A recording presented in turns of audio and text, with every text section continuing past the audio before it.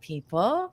And then it became, and so my husband has magic fingers that come and touch technology, and my black screen on a computer that was fully on started to wake up again. And and look, it was so worth it. Oh my gracious. When I first plopped down in my chair, Charla was there. Charla and I see each other pretty much every week. And Yeah, I then, wanted to jump in for just a moment and good, let I'm you know glad. that we are full up in the room, and there Yes. are other people trying to enter the stream. And Hmm. so we have too many people. So if the people are trying to enter, you'll have to wait until probably the second hour now. And I do have Because a you are comment. full up. Yes, there is a square that's Mike. Okay, so I think that maybe someone is doubled up. So the square that is empty and is still muted, can that be removed? Yeah, I'll have to take them out of the. There we go. I'm gonna And have to remove that Albert's person from the here. studio. So Yeah, Albert's here, and Liz is his daughter, Liz Miller, and she may be the one who is trying to get in too. Christine, I can back out and come back in later. Well, I'm gonna give him a moment. I don't care if my husband pops in. He deserves a little bit of applause because he does this every single week. And he puts up with a person who really is not tech savvy, but also is not a good secretary. Like I was going, oh no, I probably should have put the link in the group, all that sort of thing. So But my schedule is real fluid today. So if you want me to back out so that his daughter can come in, that'd be fine. Kathy, if you're that fluid, then that is wonderful. But you know what? I have a person on the screen. Mike, I'm not sure who you are. Who are you? Hey, Mike. Yes. Is that your friend? Not supposed to be in this section. Oh. Click the bottom link on the link that was sent to you. There. All right. Are these senior moments? Sorry. Oh, please. Are we defining senior moments? Who's asking? With joy. I love it. No. Yes and no. Yes and no. New to technology, eager to participate, willing to come on screen, big smile. These are big smile moments. This is crazy. I've never attempted anything like this. And before I turned 62, my husband brought this home. A mug that says brave and has a heart on it. Oh. And I refused to use it until hi Liz, until I got brave enough to come on screen just like we're doing right now. And honestly, the people that are really good at this, they still will forget to unmute. They still will go, what did I do? I think I made you host. You're going to have to get us out of the room. Whoops. So it's wonderful. I mean, for me, this is a picnic table. The cloth is spread, and maybe I forgot the main ingredient for the tuna salad sandwich. I was so worried about pickles and celery that I forgot to put the tuna in. And you're all just taking bites and going, yep, senior moment, smile moment, or whatever it is. Goodness sakes. When we came onto the screen, Charla was there. Charla and I are just miles apart. And then we discovered that Denise and Christine Zeidzik, I said, you're both up north. And it turns out they probably cross in traffic. Because 30 minutes away right now. Yeah. You just checked on it. I'm over by the such and such, I-55. Oh, yeah. So I love That's it. even closer together love than we are, Christine. it. Is. It yeah, it is now because I moved. Oh my gracious. Albert, this is wonderful. You popped on the screen. Your friend Mike popped on the screen.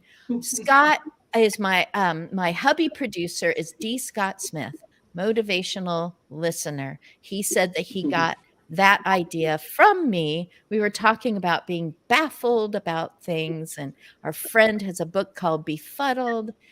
At this point, I would just like for each of you to just tell us your name, and I'll start with Charlotte. Tell us your name.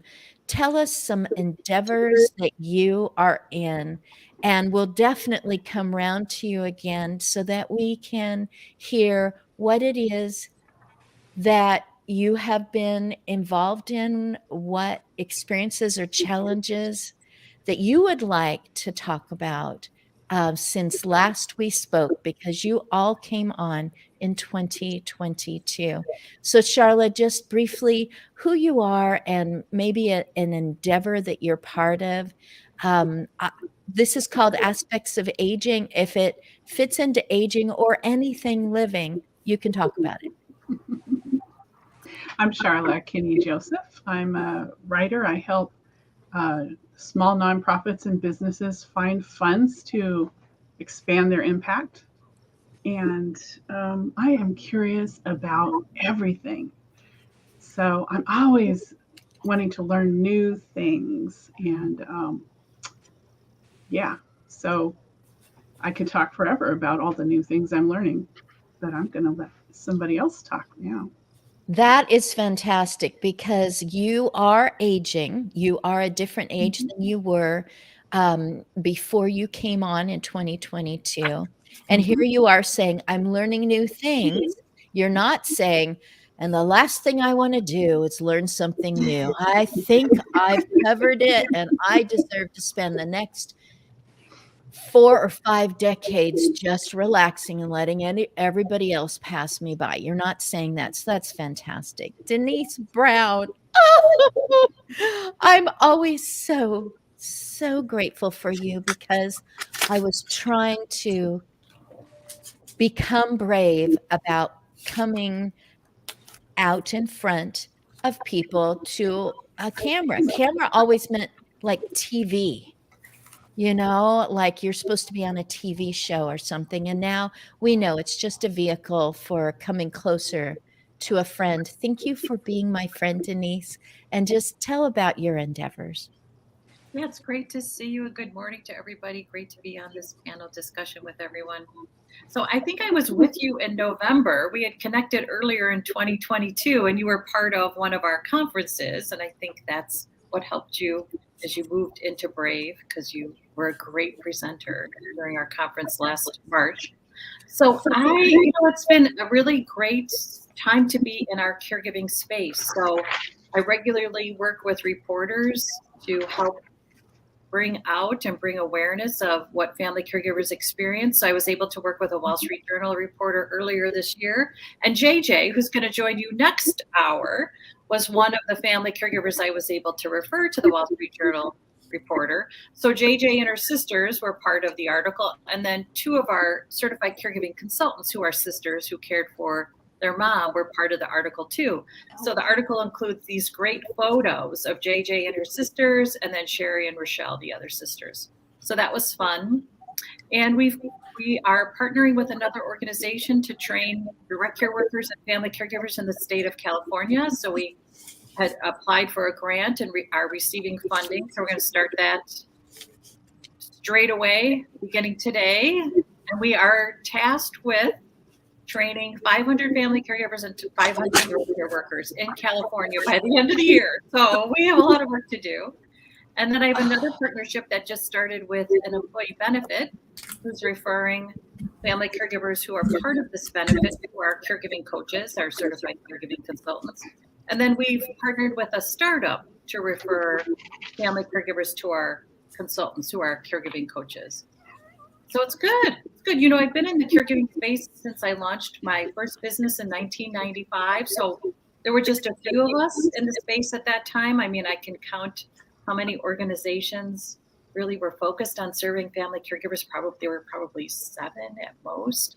And now when we think about this landscape, family caregivers have support from a variety of organizations that are specific to certain situations, specific to a disease process, specific to the type of support that they offer. So, you know, there's still not enough.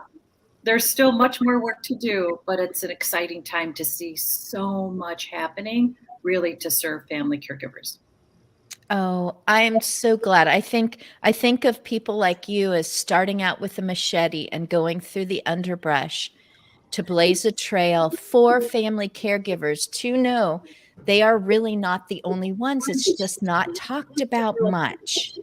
And now I feel like you've got some bulldozers next to your bulldozer, and you're just really opening things wide for people to know that there's somebody they can just talk to. There's actually an app for that. There is training so that they go, wait a minute, what was my training? You know, not just preparing for like military stuff or just preparing to run an oil rig or something, but there's preparation for something so important, and that is continued living as a caregiver and as a person who is receiving care or is a partner in that care for their own health and continued development and interest and curiosity in life, and being healthier in those relationships. So thank you. Just down the street from you is a brand new friend named Christine Zeidzik, and she lives in a beautiful spot, and she's been missing something. And she talked about that just before we went live. So Christine, go right ahead. So I have 2 seasons. I know I live in a place where we have 4 seasons, but I have the lakefront and then bed. So I hibernated over the winter. No, I really do go. I bring paperwork with me and I sit in the car and, you know, still trying to conserve gas. So I dress in lots of layers and bring warm beverage. But that was our joy, always bringing joy into my work. And not everyone knows your work. What you drive to a lake and look at all the beauty and sit huddled with your hot drink doing paperwork for what you do during the day. And what I do during the day is collaborate people like Denise and Paula. I can say Paula because we're working on something. And you know, being in the end of life space, now it's death positive space. We all belong together because it's just like passing a torch next to the next to the next. We are all elevating the end of life experience. And so last time we met, I was at the beach, and this time I'm in my bedroom. Oh my goodness. It was fun hearing about that. And Chicago is a chilly area right now. Independence, Oregon is, you know, having a hard time finding above 30 degrees. And so the dog walk is a little more brisk and everything, but you are still finding a spot to have your soul filled again.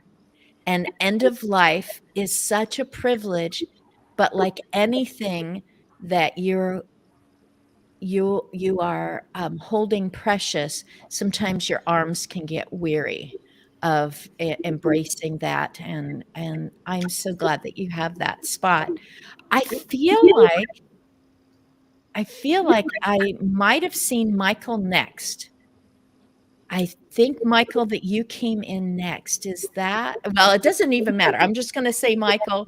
And Michael, you are probably going to get asked if you can come back at the end of this month, because a new friend has asked, hey, can we just concentrate on technology as far as Bing, guess who came to my mind? And I've kind of expanded beyond it. When we last talked, my wife and I were yin and yang. We were doing a class for Senior Planet from ARP, and it was relegated to one of their branches, the Denver location, because they didn't want us to get inundated with people. So we were averaging about 20 people a session. We call it Wacky Mondays, and we open it up to technology. We do presentations, and then people ask us questions. And then as of the first of the year, when they started migrating back to in person, they decided that their trainers couldn't handle both in person and online. So what happened was they consolidated all of the online programs under one office and asked us whether we would like to go national. And we said yes. And That's good news. so Monday, we had 105 people on our session. And people were asking us, how do you control and answer questions from 105 people? And all I can say is I get wiped out and I immediately have to go downstairs and relax in my chair. To boot, we're also doing music trivia programs now for seniors, for senior centers and libraries and senior living facilities. I've started writing articles. I'm blogging again. I spent 2.5 hours interviewing 2 seniors for an article that I'm writing, and it blew my mind getting into that kind of depth as to how intelligent and how they're involved in lifelong learning, just like I am. And I've started a group about Linux with people that want to convert their computers to Linux. And I don't have enough time. It's gotten to the point where I'm kind of all, out there, and I too am grateful for my other half who's out with her friend right now. But she handles a lot of the background work for me, and we're having a ball. Oh, my goodness. Lately, and added to that, with artificial intelligence now, I know everybody is talking about Chat GPT. I mean, I'm over Chat GPT by now because I'm into other things like understanding that there's all of these online facilities that use artificial intelligence to translate transcripts into audio in minutes, to generate pictures, to generate videos. I mean, I don't know where to spend my time, 1, 2, 3, or 4, because all of these things are so interesting for me, because tech and computers and the internet have been my kind of thing. And what we try to do is share that with seniors and enlighten them and enrich their day and showing them what's available on the internet and what's available behind the keyboard. Great. That is something that my husband was working with someone who knows their stuff, but writing it down is a different skill.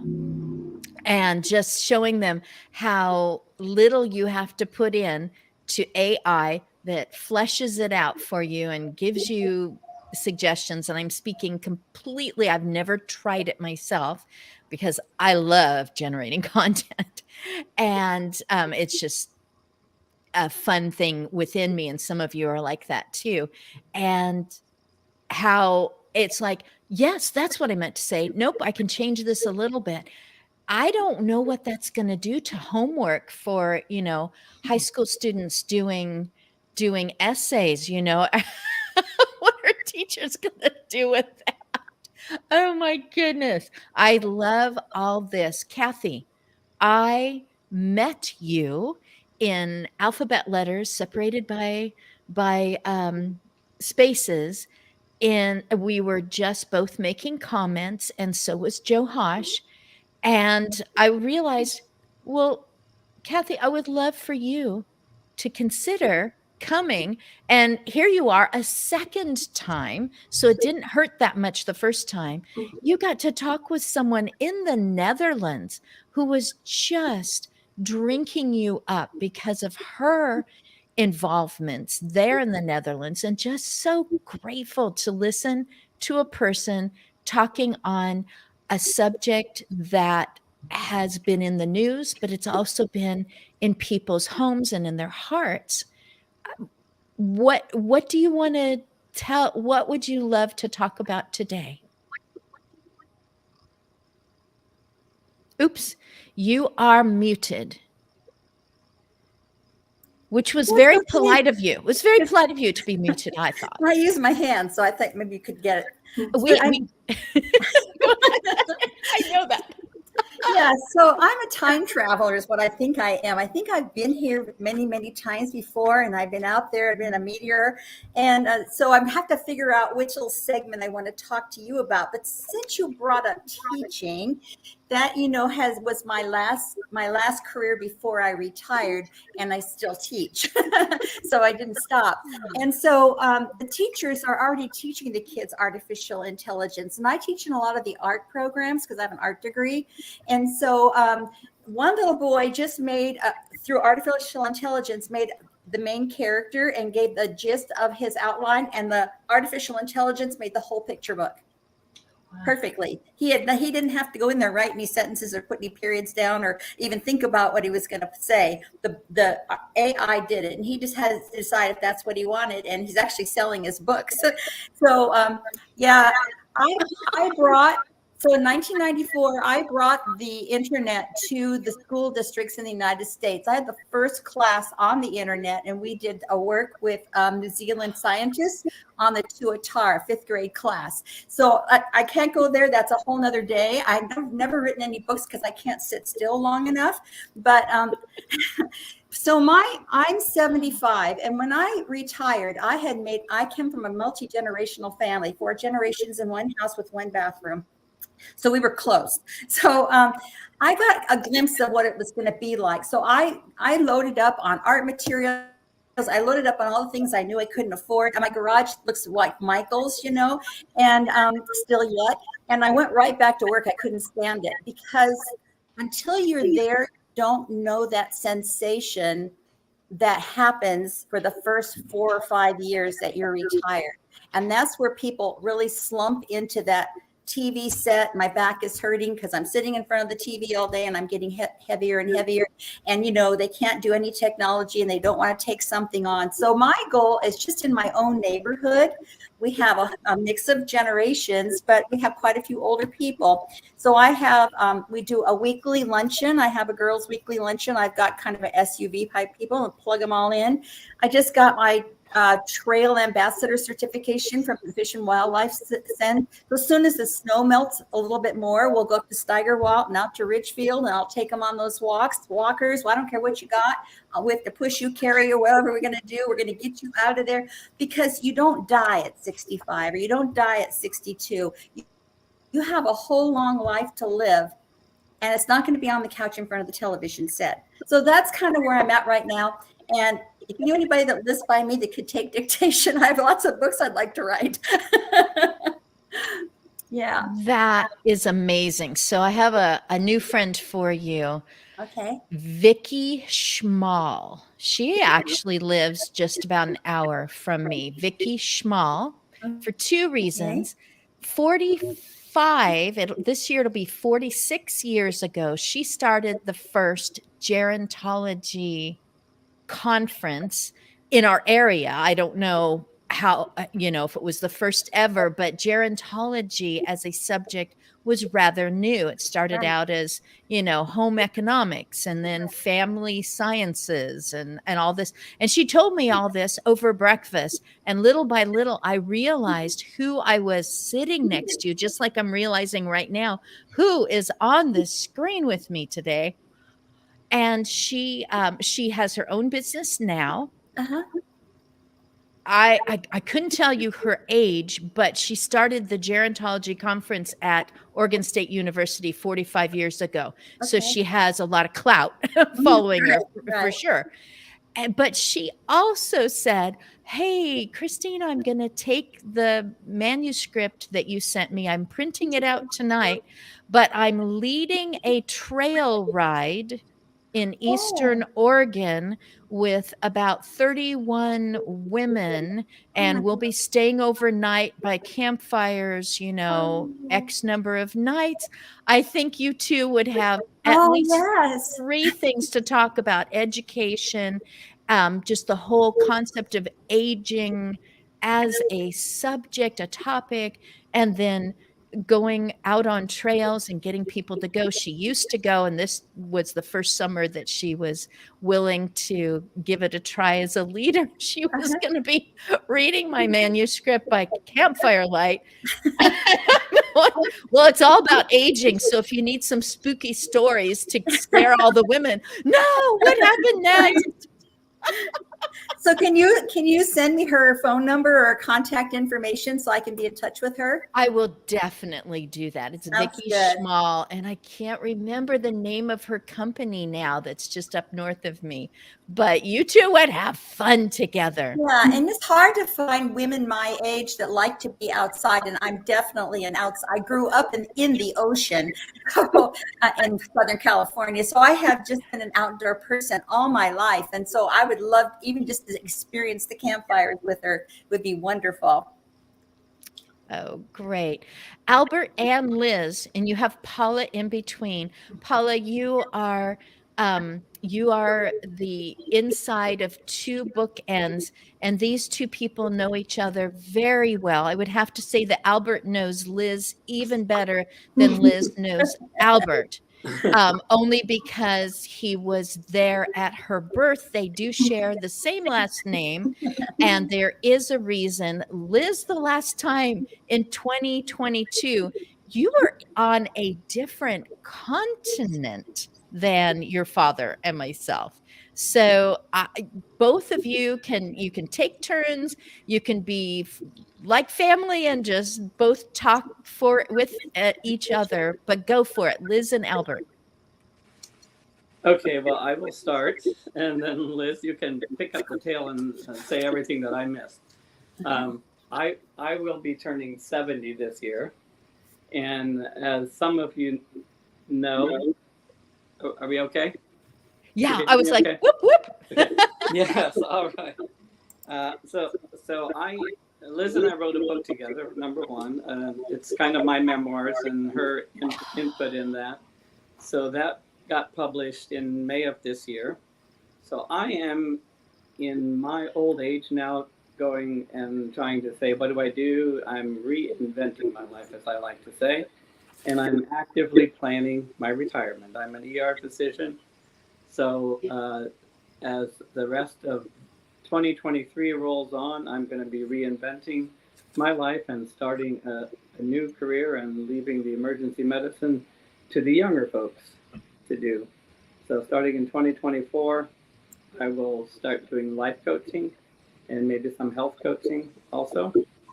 So I'll be doing that, and looking forward to kind of more immediately, we will be doing a tour up through my home grounds, Lancaster, Ohio, and Indiana.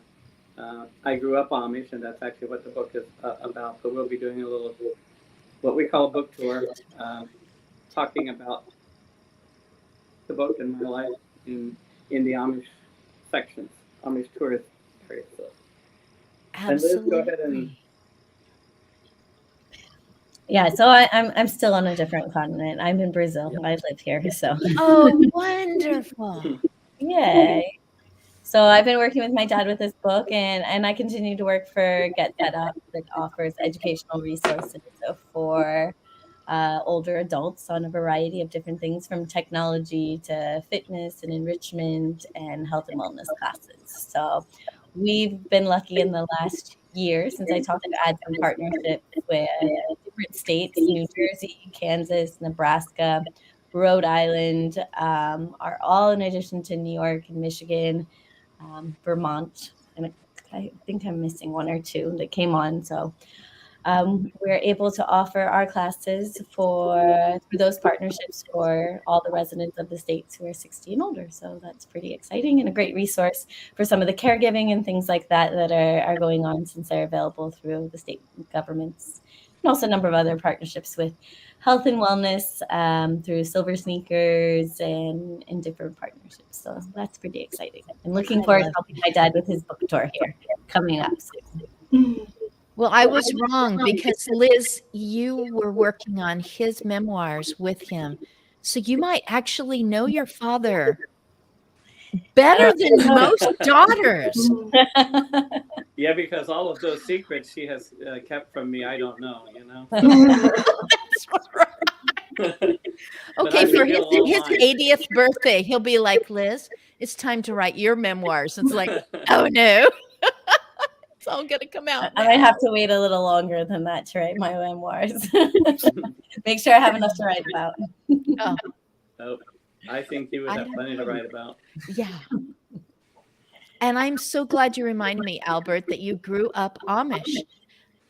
My friends, and Charlotte knows who I'm talking about, my friend's younger daughter just got married to a gentleman who is, he says, always Amish, but he left that area and flew in an airplane to Alaska, and the two of them are just working with indigenous children, especially in Alaska, and spending their time there and just engaging with them. And I'm just going, this is so cool. Now I probably only know Albert and this young man who married my friend's daughter. So because I'm West Coast, there just aren't any out here. Paula, I keep seeing you. I keep hearing about you from other people. And now you're coordinating with, I've got to look around the screen. Was it with Christine? Yes. You two have a collab going on. Yes, actually, can you hear me okay?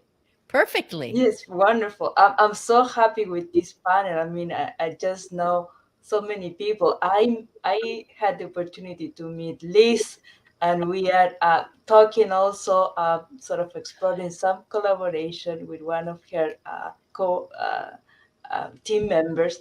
And with Christine, we had a beautiful, beautiful conversation several times, and we are definitely collaborating. And Denise, I admire your work. I enjoy your quotes, your messages daily. I follow you, and we met in 2018 in a caregiver conference here in New Jersey. And Christine, is wonderful to be connected. And thank you so much for this segment that you have every week, where you bring us all together, people trying to do good. That's what we are all here for, trying to make our world a better place for all of us. And I love Kathy with her enthusiasm and trying to move forward and be active. It's so important that we maintain in all the periods of our life, the exercise, the curiosity. Charlotte always trying to learn. It's so important that we keep a healthy diet, exercise, but cognitive stimulation and socialization, like we're doing right now. All of those aspects are part of living healthy and aging healthy. So with my company, we try to provide the simplest way for older adults to communicate and stay in touch with their loved ones. That's really my mission of making it so simple that they still are part of the the communication, and they stay engaged, even if they have difficult conditions, chronic conditions like Parkinson, and even dementia, and other conditions. So they still are involved with their families. So that's my mission, and looking forward to 2023. Many collaborations are coming up, and very excited for the future. And I second Denise's comment.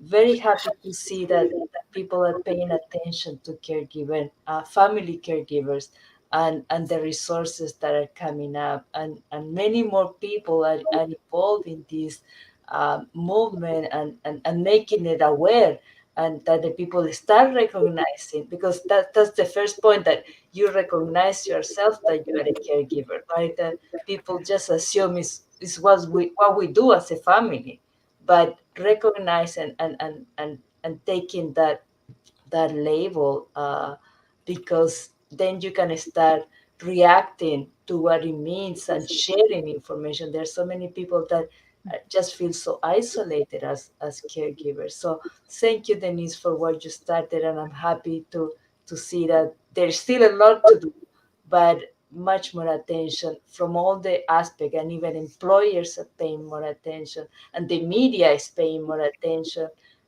which is great. So thank you, all of you, for being here, and for sharing all your enthusiasm, expertise, and joy of life. Thank you. Oh, this is this is so great. Charlotte, you joined me on the maiden voyage of me doing an honest to goodness live stream. I tried it a few times with my husband, and then I did recordings which were simu-live, and I was in the chat column listening to myself doing what I had recorded. And I tried to make it natural.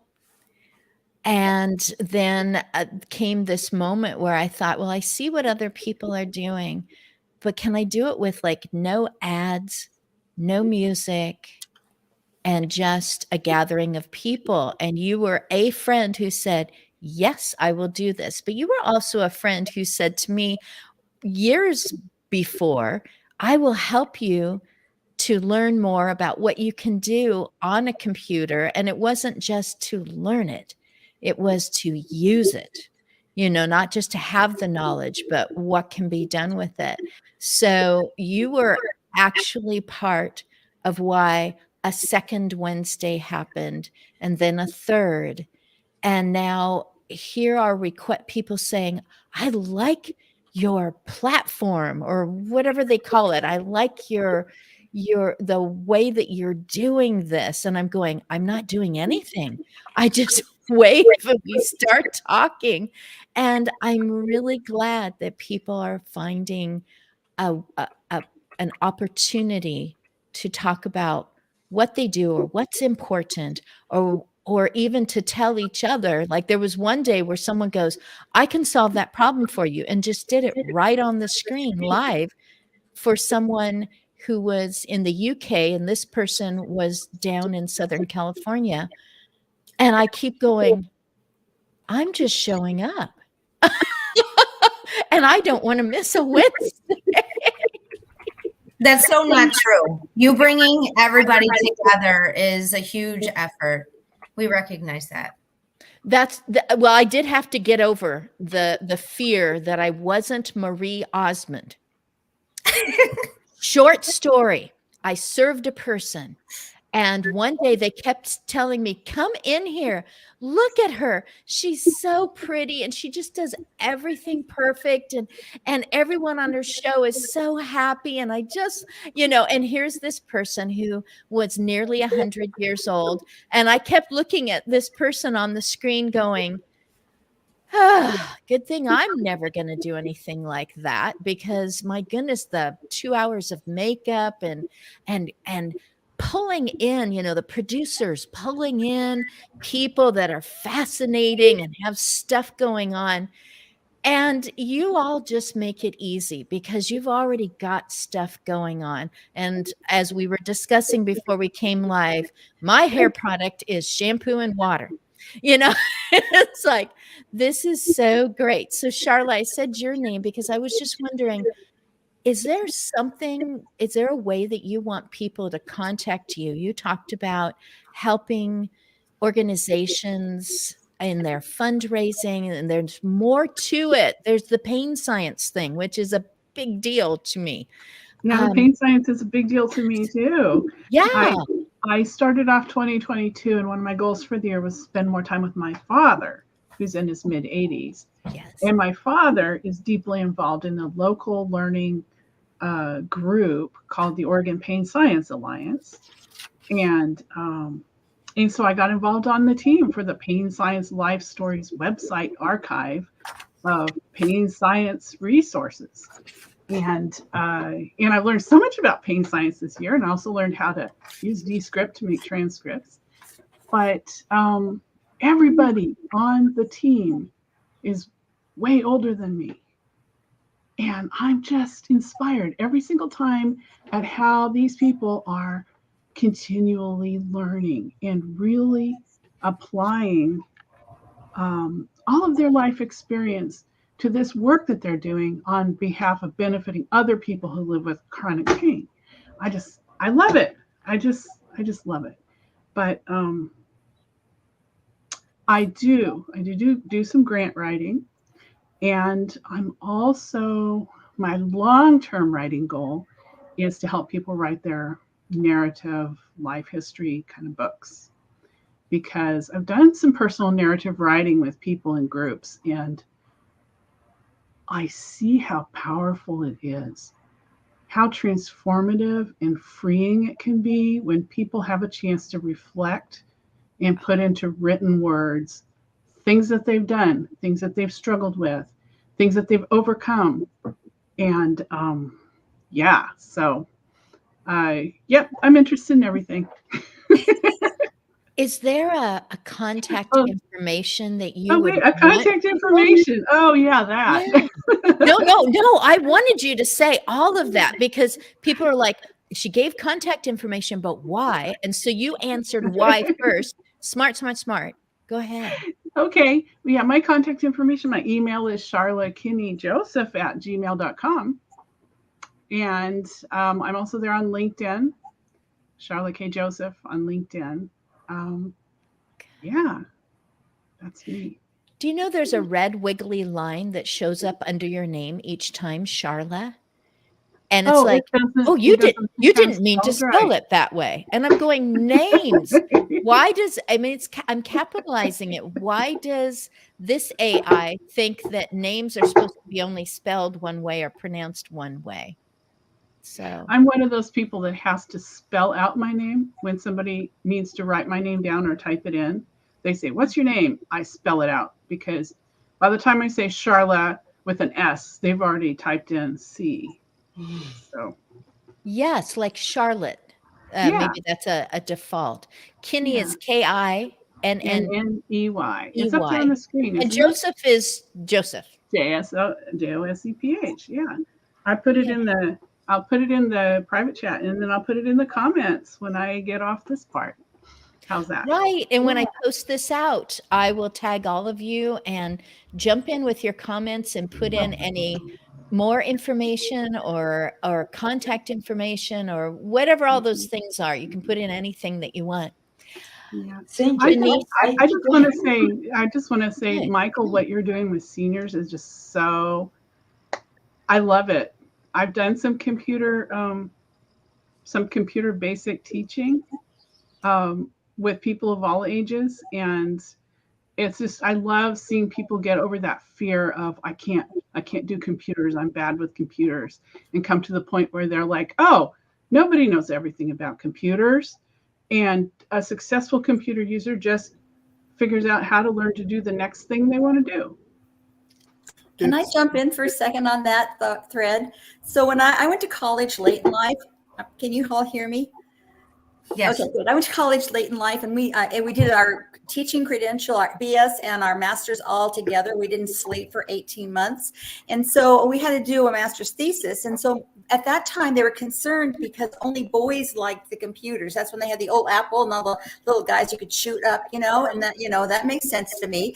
And so I said, once you turn the computer, that was my premise. Once you turn the computer into a conversational tool, then you're going to see that change. And I got published and everything. And every time I go into a room and I see all the girls on the computers and I see them doing all this stuff, and mostly we like to talk to each other. We don't even have to know each other. You can be in like lower part of Antarctica and you're my best friend. I've never even seen you before.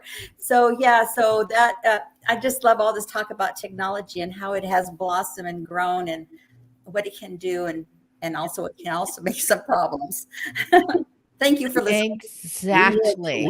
We actually have to encourage seniors, because I don't consider what we do like high school freshmen, like 101. Right. What we're dealing with are people who discover Zoom, or for some reason, because now the organization is affiliated with ARP, it's getting more publicity. But we're not high tech either. What we're doing is taking people to the next level. Mm-hmm. In fact, we just spent an hour and a half with a woman from California who was ready to quit. She came on our program, and because sometimes we talk in depth of certain things, she had no understanding of what was going on. And I encouraged her to stay. Mm-hmm. And somebody chimed in and said, I was in your shoes 4 weeks ago. All you got to do is coming back and keep asking questions and things of that nature. And we actually did an hour. We offer 15-minute free sessions for seniors. We do not charge seniors. There's no, we're in a different plateau when it comes to that. Right. Mm-hmm. And 15 minutes turned into an hour and a half with recordings, and I was able to record it. I produced videos for her. I produced PDFs. She keeps sending me questions, and now she's a regular, and she keeps coming back and trying to encourage other people to do the same. The biggest problem is having them ask the question, having them raise the issue, the challenge, and then being able to talk to them in English that they can understand, and bridging that gap. And that's what we have been doing for years. We just love it so, and it's very gratifying. Exactly. Thank you for doing that. You're welcome. Wow. So encouraging people who are about to give up, giving people a handle for recognizing that they are a caregiver and that they will encounter things that they wouldn't have understood was draining on them, or that they thought they had to invent a way to transfer their loved one from this position to that position, and finding out that there's so much that has already been invented, but they can still be innovative the way that they use it. And Denise, Charla said the word reflect. And that I see, I know some of the people here have gone to your site or receive your emails, whatever ways, but reflecting is something that you craft. It is, you do it thoughtfully and artfully. And is there, yes, there is contact information that you would want people to hear about and know about, having to do with what you are involved in? Yeah, we have a community called caringourway.com. So it's just caringourway.com. We have regular events that are free of charge, including every month. We do 5 planning sessions for family caregivers, including after a family member's diagnosis, we meet with them, because the truth is the healthcare system recognizes that individual that's going to start to help. And rather than waiting for that individual to think, oh my gosh, I need help, I am so far into this, we want people to understand that there's help and support for them right away. And so what we're trying to do is get healthcare professionals to refer after a diagnosis so that a family caregiver starts thinking through what's next. How is this going to impact me? So every month we do an after the diagnosis planning session. We do another planning session called Respite in Place. I started this during the pandemic because sometimes you can't leave. So thinking about what's the space in your house, in your backyard, in your neighborhood that provides that opportunity to reflect and to receive. So we help individuals create those. And then we have a recovery plan after a long caregiving day. What do you do for yourself, even if it's just 5 minutes? We think through what's your daily recovery plan. We help with family emergency planning. So you have a plan in place for the what ifs. And then we have one more, and I cannot remember it for the life of me, but there are 5. And so if you go to caringourway.com, in the events section, it does say what all 5 are. But they're all fabulous, and I lead them, and they're free, and you can join as many as you want. That is amazing. Christine, I think of Miss You Much, MISS, letter U, and much. Miss You Much. Is there something else that you wanted to say about contacting you? Well, right now there's just a lot going on that I can't say. So I guess that's, that's how you get the quiet version of me, because we just entered into a few agreements.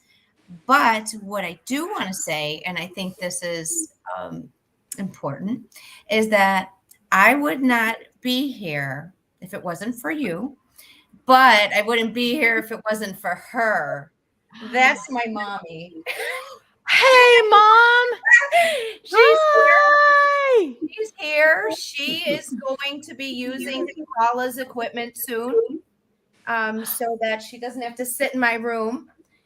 We're each other's caregiver, so that's a unique situation. But that's how it all started with my mom. Have her come to our wacky class. Right?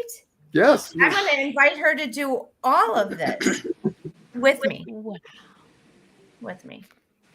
But isolation is, we all got a taste of isolation.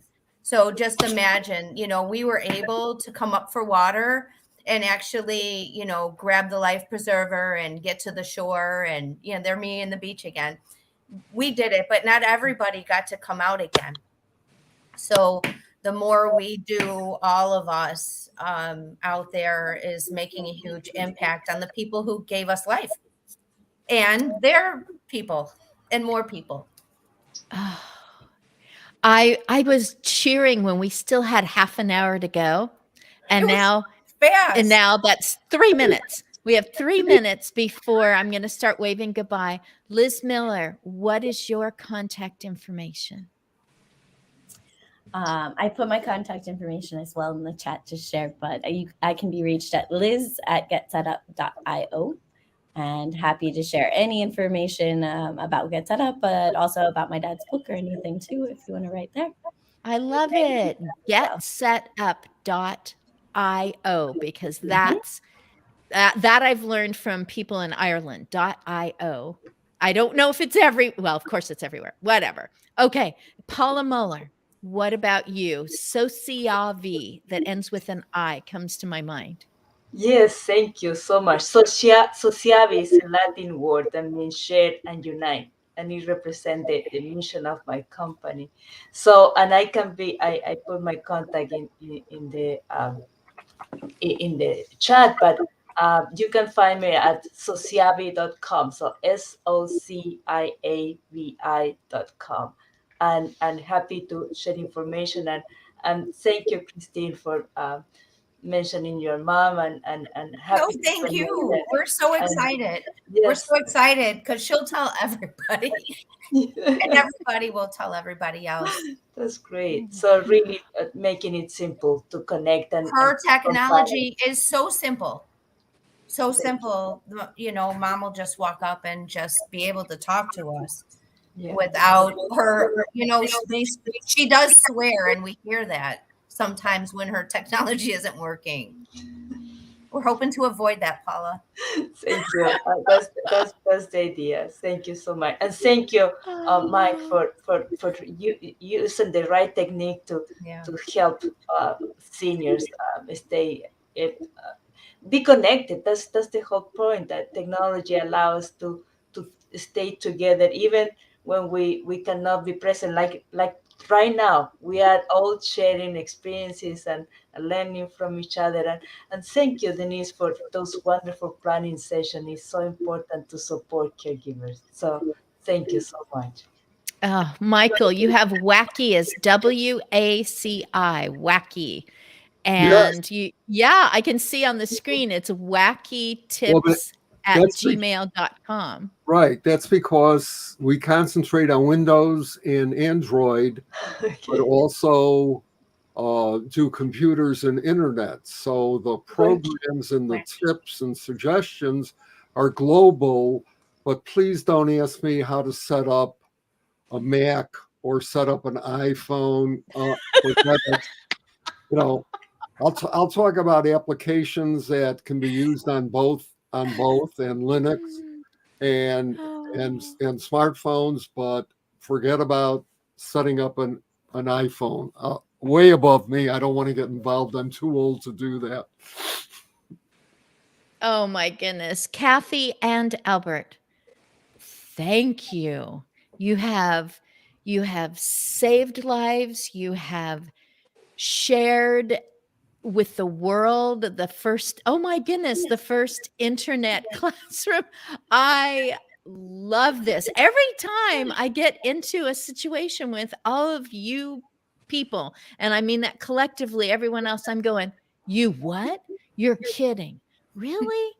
You guys have just been great. I'm so sorry. I have to say goodbye. I saw that Fred, who's coming in next hour, was cheering everyone on. So I'm sorry to have to say goodbye. I'm the only one that's not going to click out. So thank you so much. And thank you for Christine's mom waving at us. Oh, that was wonderful. Oh, thank you, everyone. Thank you. I look forward to connecting with everybody. Thank you. Same here. Thank you. Bye. Yes. Bye-bye. Wonderful. And the group gets smaller and even smaller. And I loved it when Albert's friend, he clicked on, he received a message. So, oops, Christine popped back in. I can't leave. Oh, no. Maybe my hubby / producer can help us out on that as well. He's saying goodbye to all of the people that were here for the first hour starting at noon Eastern today, which is the first day of March.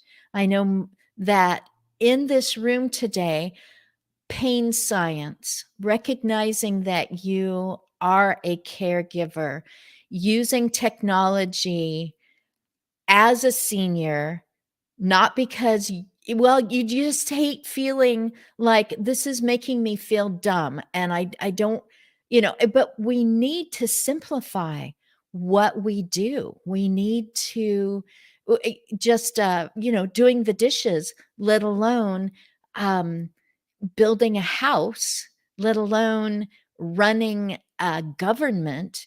You need to simplify things so that they can be efficient, so that they will serve you and will serve others. And it was aptly spoken today in the first hour that everyone that shows up on the screen is trying to do something to help other people. So I do see Kitty right now, which I love to say, lickety glitz, lickety glitz.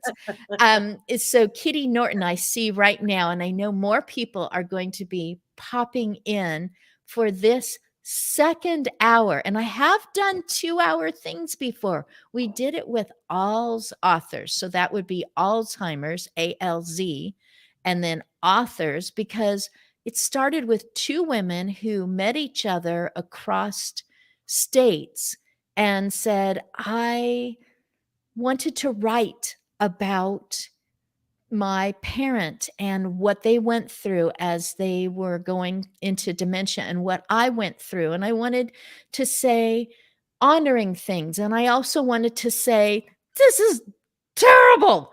I can't handle another moment, and feeling like, is that okay that we wrote that? And then All's Authors has grown to over 300 people. We meaning my husband, D. Scott Smith, motivational listener, who's been on the internet a lot. Like the whole last 10 years, he's been doing marketing for people and coaching business, startups and everything. And so this has been his world, is to have people show up on his screen and he establishes a relationship with them. So Kitty, you probably heard the segue coming into Kitty Norton land of that. I have done a 2-hour in the past. I actually have my Polar Natural Seltzer ready to pour because I know I'm going to dry out. But it was wonderful. We had about a dozen authors who were coming in and out over a 2-hour period, because my husband is also an Amazon influencer. So people who have products, including books, on Amazon, that's where Amazon started, can be promoted on Amazon Live.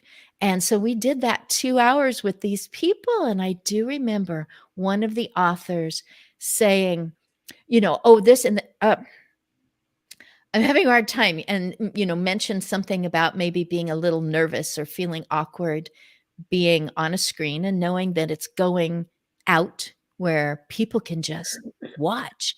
And I remember saying to this person, what I've had to say to myself over and over in the last year and a half is, it's okay.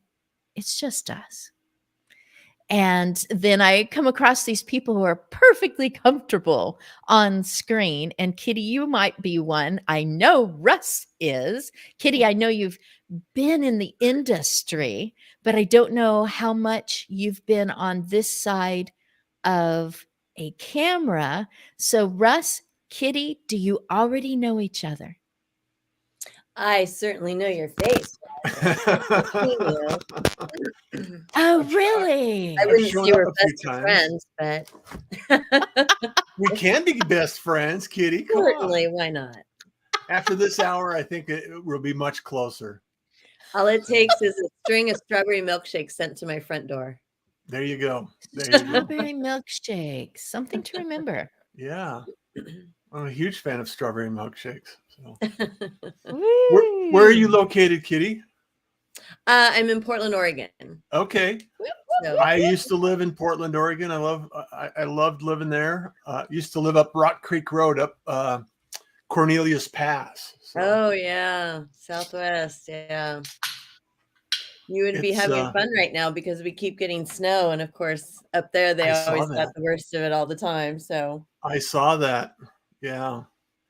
I remember when my son was first born, we had one of those ice storms that is so famous, and broke trees, took the power lines down, and I was out of power for about almost 2 weeks. So it was kind of crazy, but yeah, I miss Portland, but it's been crazy the last couple of years there. So I'm sure that it's changed since I was there. I love Portland crazy, so I'm down with it. Yeah. Well, Christine's just right down the street from you, so it works out well. I know, in Independence, yeah. Yeah. You're close. Where are you at, Russ? I'm over in Phoenix now. I moved here in 2018 to help mom and dad, and they retired from driving, so getting around and making sure that they take care of appointments. Dad passed in 2020, and mom's 86 now, and taking care of her and getting her, making sure she's okay. But yeah, nice. Phoenix, Arizona, just in Sun City, Arizona, just outside of Phoenix. Yeah, I spent some time in Tucson, just like a couple of weeks. And I was like, no, too hot. Completely different environment. and these people can outdrink me, which is very, very rare. So I was like, I need to go home. I need some rain, and I need to sober up. Yeah. Oh my goodness. Well, it's been cold here by usual standards, and we've either had ice on the ground or snow on the ground a whole bunch of times. That's not unusual for Oregon, but it's unusual in the Willamette Valley, and I am 50 feet above the Willamette River. And you've got two rivers. You've got the giant Columbia River, which pushes clean water or not salty water way out into the ocean. And recently, Scott and I decided to make our way to Seaside, Oregon via going up into Washington and then over the river. And then we hung out in Astoria and looked for, but didn't find, that was weird, the house for, somebody knows it. Goonies. The The Goonies yeah. house. Oh, I'm sure you could have asked them which local, and they sold. could have sent you there. Yeah, we should have gotten out of the car, but we were on our way to Seaside and the sun was setting. It was really beautiful in Astoria. But even in Seaside, there was a little memorial saying that the early settlers, because we're end of the Oregon Trail, had to go quite a ways down the coast away from the Columbia River to find salty water so that they could get the salt water and boil it off to make salt, to make the meat taste better, just all this stuff. And I'm going, I remember teaching that. I was a teacher at 3rd grade and 4th grade levels. And I'm like, I remember teaching that. And it's like, I'm learning again. It's been enough decades since I've been a classroom educator. So I've just been jabbering away and people have been coming into the room, and JJ Elliott already got a shout out in the first hour. Oh no. Somebody was in, and it wasn't, they were not saying anything mean. Oh, good. That must not have been my sister on the call. I noticed that you've snuck in on this one without her. So it's you're She the says only she's working. Elliott. I don't know, Lorette. I mean, is she really working? I Siblings Some are of these people weird. already know each other. Oh my goodness, who was talking about that? Somebody had them on. Was it Denise Brown? That we have been on. We have been. We did a seminar with Denise right in the very beginning. We did a training class with her. So, and she suggested that you be written up in an article. I think there were 2 sisters and 3 sisters written up. So she's, like I expected her to say other things. And she said, well, I've been busy making sure that articles are being written, for big old newspaper things and, or magazines. And I'm just going, oh, I am so glad I'm getting together with these people again because stuff happens and you can tell the stuff that you want to. I know there's a possibility of a few that Maxwell and Fred, I know Fred was commenting the first hour of today. So Fred might be popping in pretty soon. Thank you, husband, for being the producer and making sure if Fred or Maxwell show up and are knocking to get in. So, yeah. And what was fun the first hour is that someone else named Mike showed up. And it turns out it was a friend of Albert, Dr. Emergency Room Dr. Albert, turning 70 this year, whose friend received, you copy and paste and throw and whatever. And they accidentally came in as a guest instead of coming in, peeking on my profile to watch and comment or, and I'm just going, this is fun. This is fun. You throw out the tablecloth on the picnic table in a park and you put a big basket up there and you just never know which bears are going to come over, if there's ants coming, or people are just going to come over and go, what are you were saying something about caregiving or Alzheimer's or, you're in what kind of media, or so you have a parent that's challenged by oh, so do I. Boy, I wish I knew just one other person I could talk to. And it turns out there's so many people who have walked this path and have made innovations and developments and have become very creative, and also would just like to tell you, yeah, this is emotional. This is an emotional thing, and it's different than all the rest of the years, and some of it's the same. So Kitty, you were transported onto the screen first.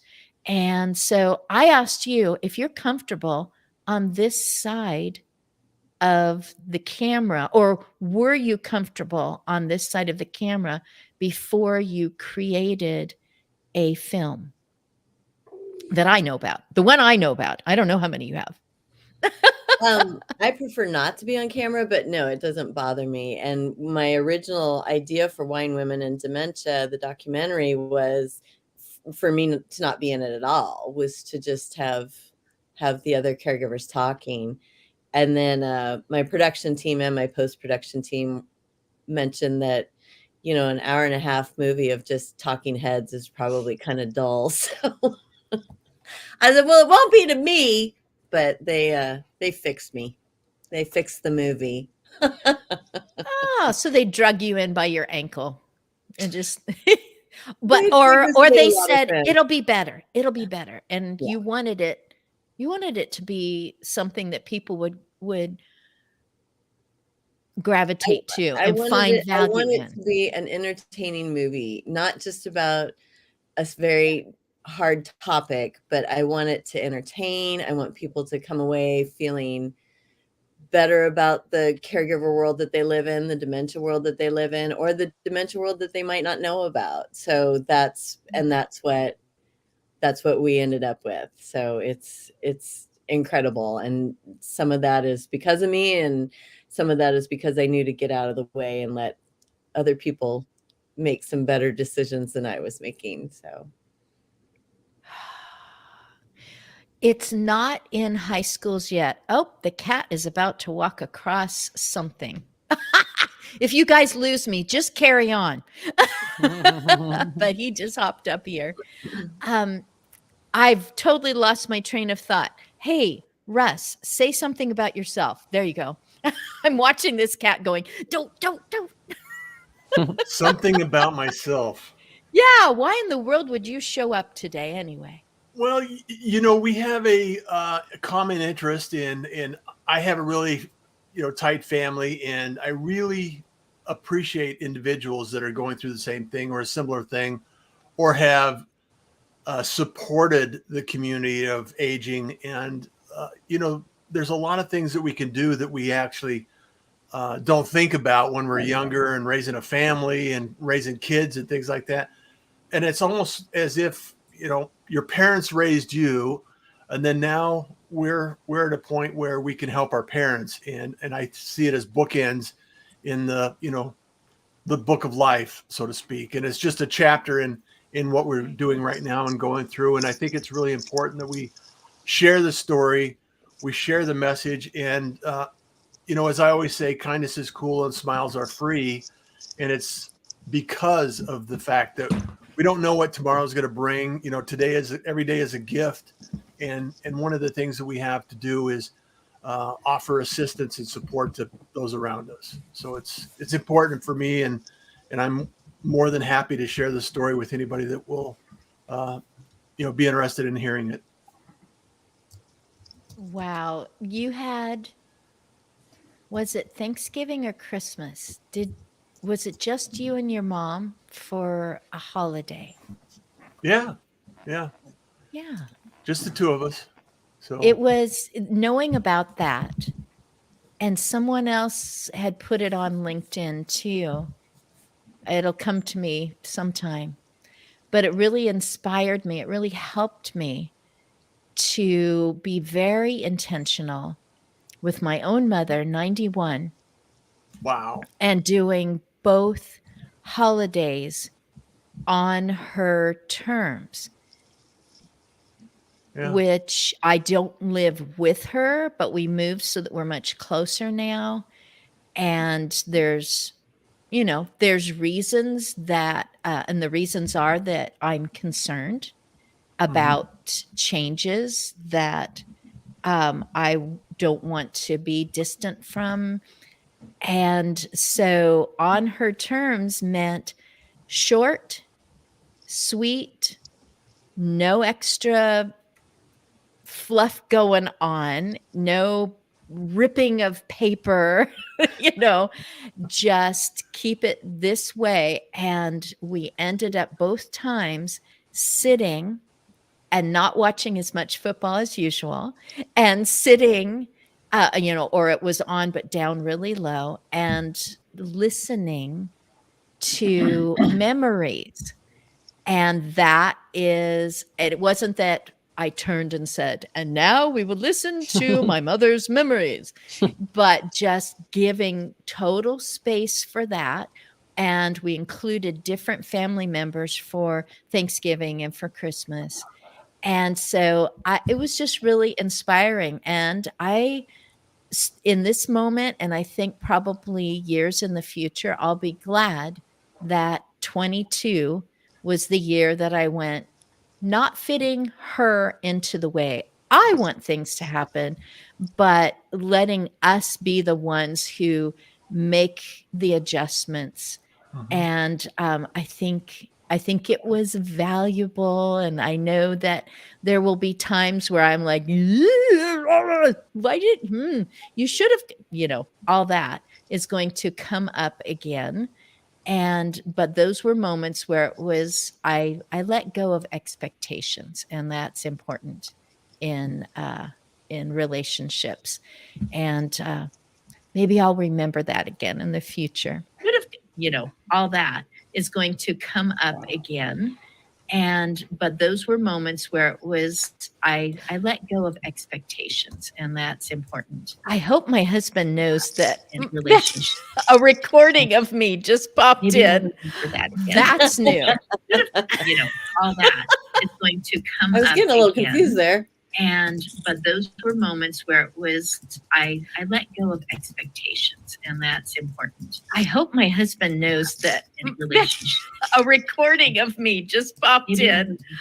That's new. All that is going to come I was getting a little confused. Somebody has an extra tab open. Those were moments where it was, I let go of expectations, and that's important. I hope my husband knows that in relationship. A recording of me just popped in. That's new. All that is going to come Somebody's watching it on I was LinkedIn. going to say, I think it's me because I'm trying to figure out how do I mute? Okay, on the top of the screen, on the tab itself where it says LinkedIn, right mouse click and then say mute site. Somebody's watching it on I was going to say, I think it's me because I'm trying to figure out how do I mute? Sorry, could you tell me how to mute again? Yeah, on the top of on the tab itself, you can actually right mouse click on the second browser, and you can actually mute the site. Or you can do it right in the on the screen itself. If you tap the silent and the mute on the LinkedIn video that's playing, yeah, you can mute it there as well if the browser doesn't let you. I'm going to mute a little bit just to respond to a comment. Thank you. Sorry. It's okay. Hey Scott, how are you doing? Goodbye. Well, it's good to see you there. I don't want to interrupt, but I love seeing you guys, by the way. So we'll talk some more. Good to see you up and about.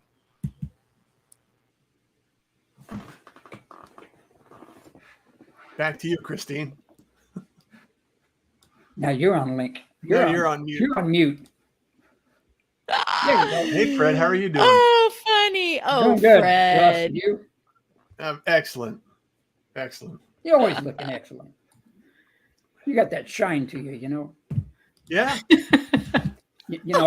I offered Wes a comb and said he'd never part with it. I just have a wide part, Fred.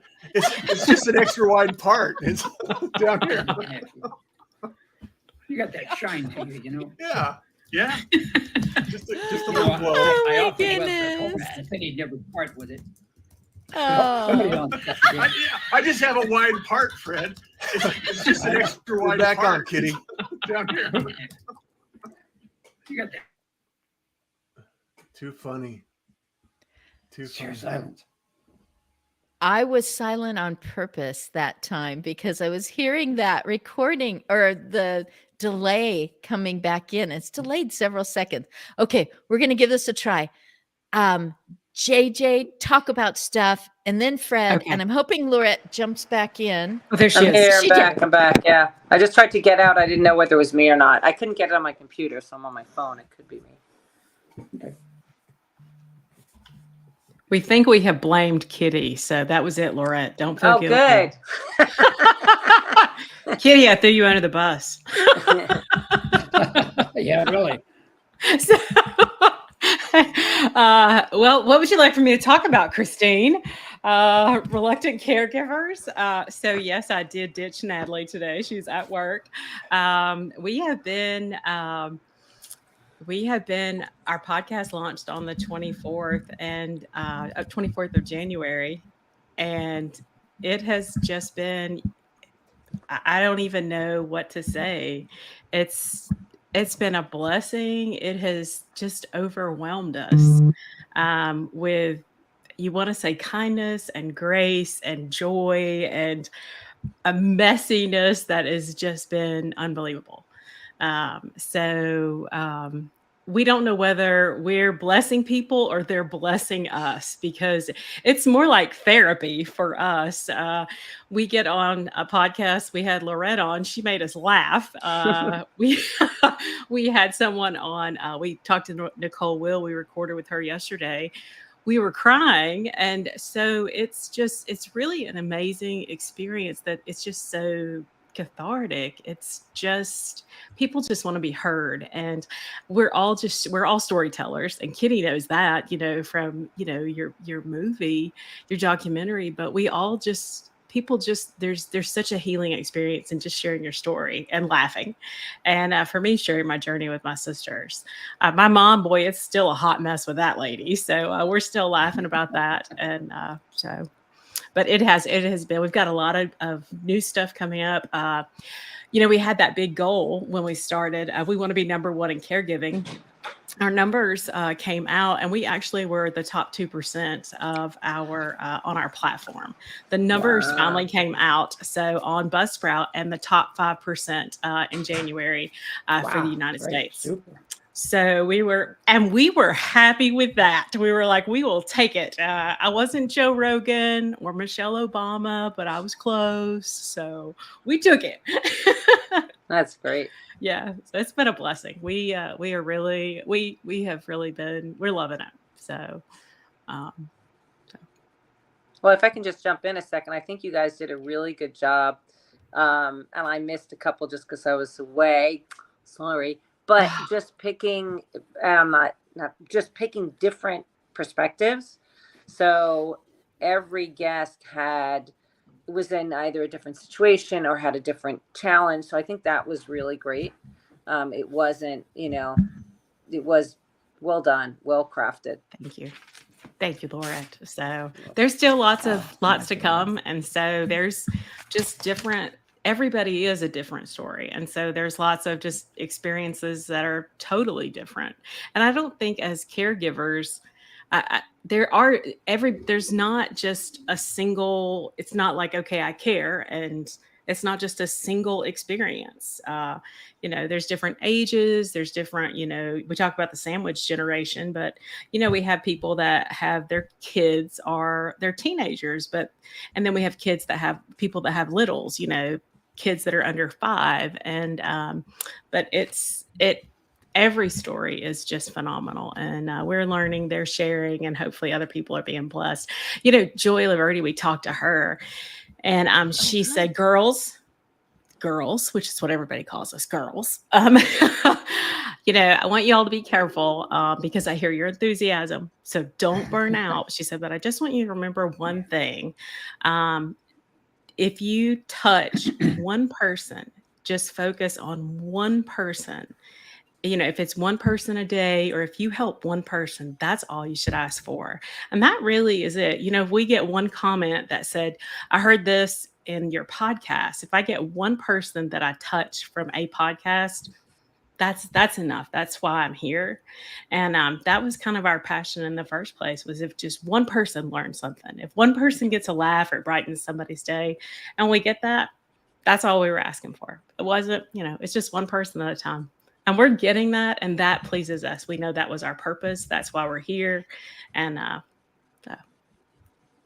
wow, I received the same advice. Yeah. When you're reluctant, that word was going to come out of my mouth anyway. Mm-hmm. When you're reluctant to take something that's near and dear, and you think, I feel like this is so important, but what if I put it out there? And it's like, this is nothing. This is tissue paper. And it's like, could it help one person? Right. Then put it out there. Yeah. So, just tiny, small things. Fred does tiny, small things. He puts little emojis and calls people, Lady Christine. And for some reason, and then, he means no harm when he is going after Russ over here. Because he's probably going to send him a bunch of emojis and, fill up his box with, all these great things. And Fred, why can't I think of it right now? I know guru is part of, but there is a word that you have at the beginning or the middle of the title of your book, and you're working on another one. What is I can't think of it. Help. Attitude. What's your word? Attitude. Thank you. Simple. Yeah. Attitude. That's attitude. Everything, all the seminars I do, and the 3 books I have written, and the one I'm going to write, it all ends with attitude. Success with an attitude, health with an attitude, leadership with an attitude, and I'm writing on faith with an attitude. So I believe the attitude is everything. And everything. I listened to your first hour. You had some phenomenal guests on there. My gosh, they were fantastic. Yeah, it was unbelievable. I was wowed. I didn't know that about Kathy before. Advice.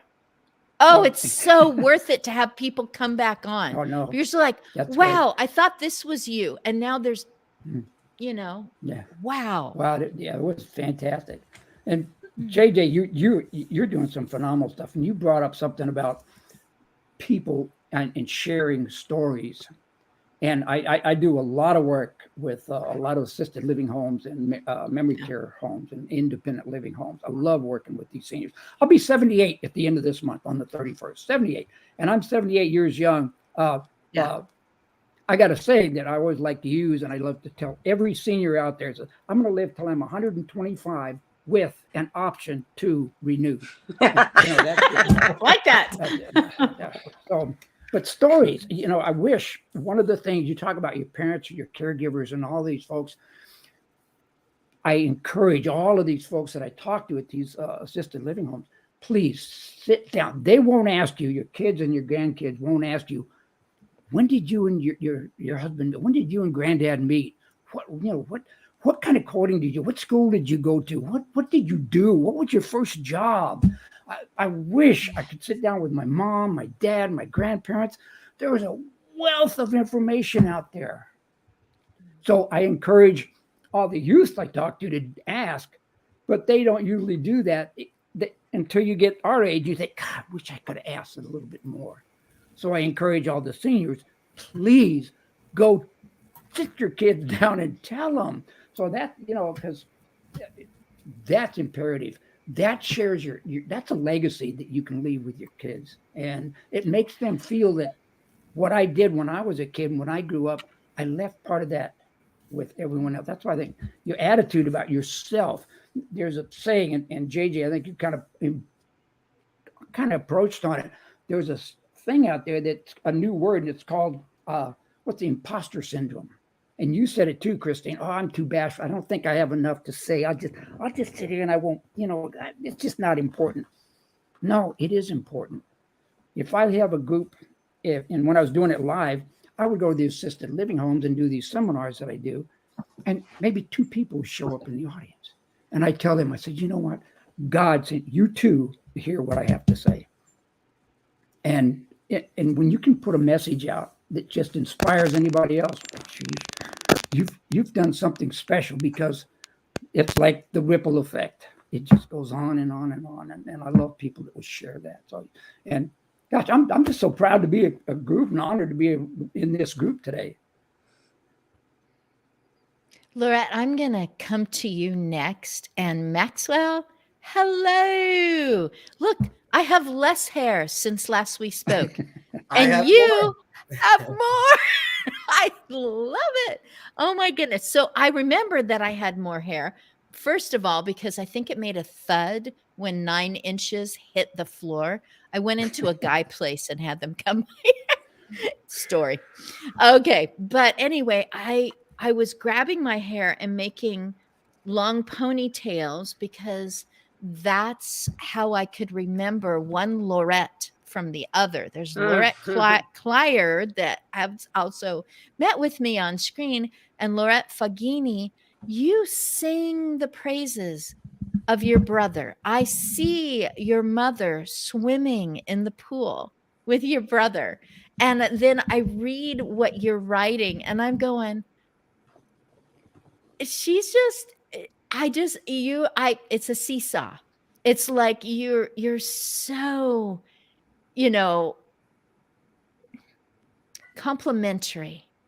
And then you're kind of like,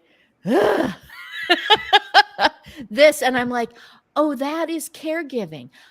Really, my caregiving experiences, though they were with almost 100 different people, I was always hired. So it was different. And yes, I became a confidant for the family. And I was invited into, situations like a best friend or whatever. But my shift always ended. And your mom goes on. And sometimes you wonder, you have wondered out loud on LinkedIn, is this, are we saying goodbye? And then rally. How are you doing, Lorette? Because that's amazing. Like I said, it's like a seesaw. You're just, I should do like this, the seesaw's going like that. Well, oh my funny. goodness. So How are you? How are you? I'm good. Great. You're good. No, I was thinking about, and first of all, Fred, anyone that says he wants to live to 125 and then wants a renewal is welcome to any group I'm going to participate in. So thank you for kind of setting the bar high there. And then, Christine, to answer your question, I was thinking about it as you guys were talking, and I feel like it's a little bit of a water park. It feels like a little bit of a water park this year for me, for sure. Because as I get texts from my brother, it's all over the place, right? And it's, like a water park, you don't know, the rides are just unpredictable and the waves are unpredictable. And I've made a very conscious decision to keep living a fun, energetic life. Always knowing, I was just in Morocco last week and I did a little video for someone. When you have someone that's on hospice, you're kind of torn between, do I put everything on pause or do I plan things knowing that I could lose a lot of money because I can't go, disappoint everyone. And I'm so glad I did, because I've done this now a couple of times. She went on hospice the beginning of October, and I've done a couple of things that,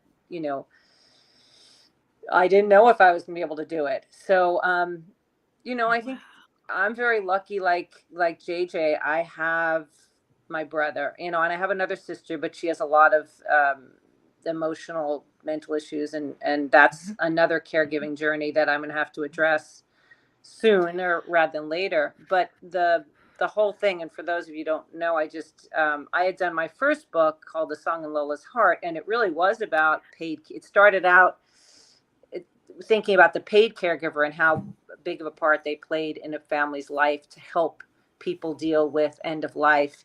And it was, some of the memories are based on, or some of the things in the book are based on my grandparents, and because they were immigrants.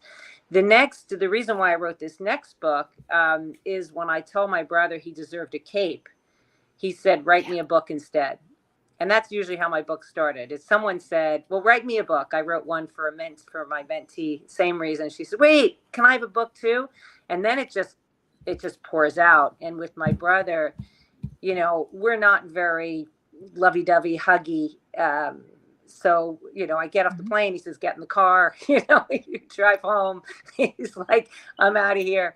And I wanted him to know more than just texting or telling him. I wanted him to know just how much I treasure what he's doing. And he's doing what I don't think I could do I couldn't do it on a full-time basis at all.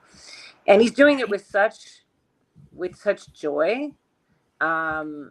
And that's why in the book it talks about some of that he discovers that he actually really enjoys being with my mom. He's developed a relationship with her that he never had, growing up, and an appreciation. So I gave him the book before it was finalized, and it's now final, and it's on Amazon. And it took a long time because I wrote it in rhyme, and I'm not a rhymer, so it was pretty tough because my boyfriend read it. He's like, none of you're supposed to do the syllables. I was like, they're supposed to match. So I had to kind of go back and play with it. But I read it to him, and we're sitting in the garage, and he was on just a carton. And I said, hey, I'm going to read you the story I wrote for you. And it was quiet. And then he got up and he came over, and I could see he was crying, and he just gave me a big hug. Oh my gosh. And that was why I wrote it, and then since I read it to him initially, it had changed, and I read it for Christmas there were some family members there, and every time, we just kind of cry. And all those scenes, the thing that was so special about it too was that the illustrator is someone I know from high school, and she illustrated the first book, Lola, and I hadn't spoken to her in 40 years, found her on Facebook, and then pulled her in. And to write this second book, which was so very close to everything we were going through, she actually came to our house and played Scrabble, and saw the pictures. And the picture of my mother was a video, actually, of my brother walking my mother in the pool with an umbrella over her head because she could no longer swim, and he's protecting her from the sun. And so she took those, and the pictures even on the wall when my father's passed and my mother and brother are sitting there holding each other, they're the pictures that are on our wall. So she really captured something that is really special to me, my brother, and my mother, who has, she has dementia and she doesn't remember. She reads it, so she's read it so many times now, and she likes it, but she never remembers she read it before. So I think she sees in the story something beautiful, even if she doesn't remember some of the things that, the references kind of. So, but yeah, I mean, for me, I'm good. I mean, it is about, I use a lot of humor in how I deal with it. And, but I really also have created and I'm keeping my life going. So, my friends, my partner, my relationship, my brother, I'm heading over, I'm going to head to New York in a week and a half, unless I have to go earlier, because we're at that, we're kind of at that stage. So I'm happy it came out now too. I didn't want it to be after she passed. Even though we all know, what's coming, it was important for me to be able to read it to my brother and to my mom when she was, she's still with us. So yeah, it's been a journey. Wow. Outstanding. Wow. Maxwell, I thought I was going to have to just hand it over to you and have you take over, because I see this brother that I've never met sitting on a carton and being silent and standing up, and the hug and everything. I was just like, I'll just write on the thing saying, Maxwell, your turn. Take over. Thank you. Thank you, Lorette, for sharing that. Yeah, the whole wow. thing That of was deciding sweet. on hospice and making decisions. Do I plan for my own future, or do I just stay next to a phone and a ticket? Always have gas in the car. Always. Yeah. Maxwell, you came on the very first time, maiden voyage of, I think I'll invite people onto the screen so that way I won't be alone, because that's scary. And I will just ask them to talk about their stuff. And you had interacted with my husband because he's, marketing and all this. And I don't remember whether I told him about you or he told me about you. And I said, oh, and would you come into this thing that's never happened before? And you did. Thank you. Very entrepreneurial, just like, the journey I've been on. And I'm always here to support, love, and help, of course. And I didn't know it was the maiden voyage, so I'm glad it didn't hit an iceberg. Until today. Thank you. No, I came in late. I was on a different link in the backstage, but I'm thankful that we got all the way through. I got the end of Fred's journey, and I just got Lorette's, and just the past 10 minutes of being here. I wish I did hear everybody else's, of course, and I'm sure I'll hear them again. I didn't have real, it's not a joke. I didn't have grandparents really growing up. My father was practically an orphan, and then my mother was kicked out of the house at age 16. And when I was old enough to be coherent, my grandparents moved away. But it does come full circle where, I invented something, one for myself. And mother, what is that? What invention is? You invent something for yourself. There's that slogan. I can't think of the top of my head. Oh, necessity is the mother of invention. Perfect. And then when I came home from college, my grandparents actually moved back to New York, where my family's headquartered. I said headquartered, where we all live. Because when I was born, they moved away. And, seeing my parents now be grandparents, my parents actually moved closer, and we already lived so close. So, by when they hit their 90s, I became best friends with them. They were in New York. Their elderly home was right down the street from my office. And so 3 days a week, I would go hang out with them. And they were one of the inspirations for my products. So just real quick, I invented a peel-aways. It's a fitted bed sheet that has peel-away layers. As my grandparents grew older and older, I recognized that, from the college, not wanting to wash sheets, the section of life, changing sheets often, and at the end of life, having daily sheet changes, there's something here. And then my grandmother became my biggest fan. I'll take it at any stage of life, even if I'm 20 some odd years old, when we finally built a strong relationship. But when I started building my business, she was my biggest inspiration for the purpose where I never really had such a great relationship with her growing up, but now we're best buds. And, it takes 90 years for us to realize that, this is where we walk in life, and that family is all you got. And I never had grandparents, so I cherished the moment the second, they wanted to build a relationship. And my grandmother, when I first started my business, and they were still a little bit distant, she goes, Maxwell, you ever hear of a handkerchief? And I go, yeah, like a bandana when I go to a concert, and I put it around my head. She goes, no, Maxwell, a handkerchief, darling. And, and she goes, everyone back in the day had their handkerchief. We all washed it every day, and we would put it in our pockets, swear, and use it again every single day. And then there was this product called a Kleenex that came out, and it revolutionized the whole industry, where handkerchiefs almost bandanas, right? My version of a handkerchief. And she goes, Maxwell, that's the journey that you're on. You've created a product. Exactly. You've created a product that just took the old traditional way and turned it into the new version of what hopefully becomes a habit in the new product. And she was my biggest pioneer. She was telling all the elderly homes, all her friends, how proud she was of her grandson. And I'm tearing up now. Of how proud she was of her grandson for coming up with this product. And they started using it in her elderly home.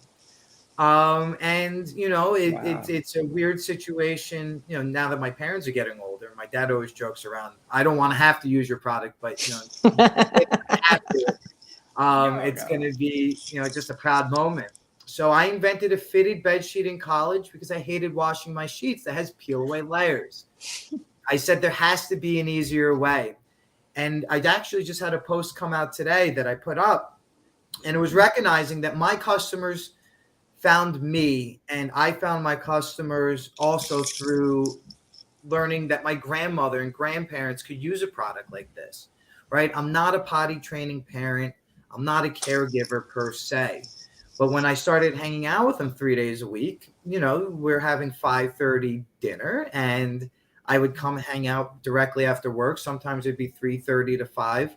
And there would be some instances where grandpa or grandma needed a sheet change or some sort of something in those categories. So I became familiar with those categories. To me, I didn't realize that the inception of life and at the end of life have similar instances where these things happen.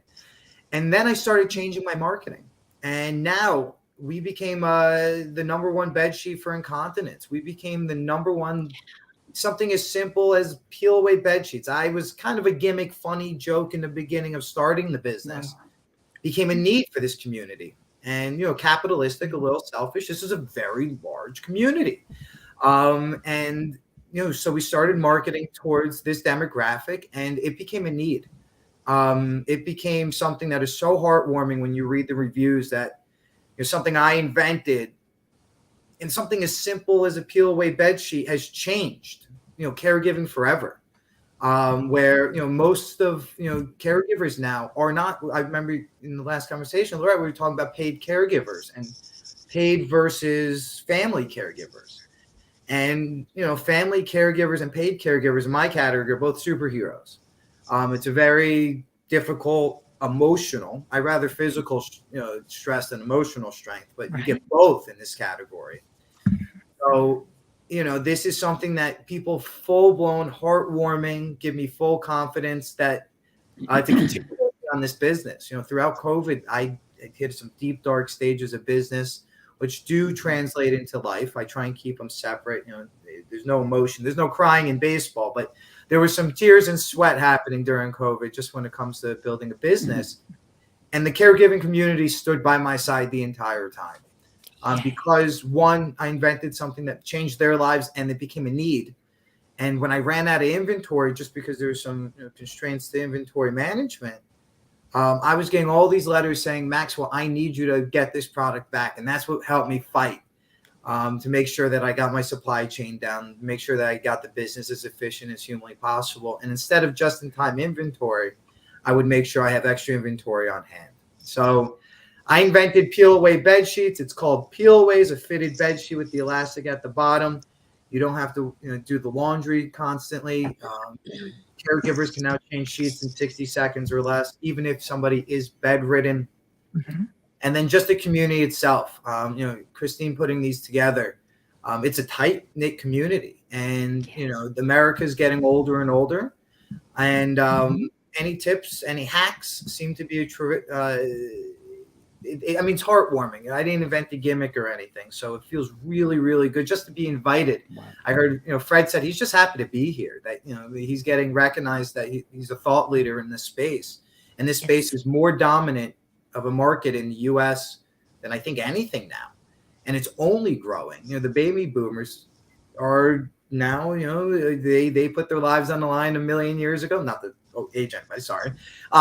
And now we just, when I travel overseas, I see the respect and love that the elderly community get.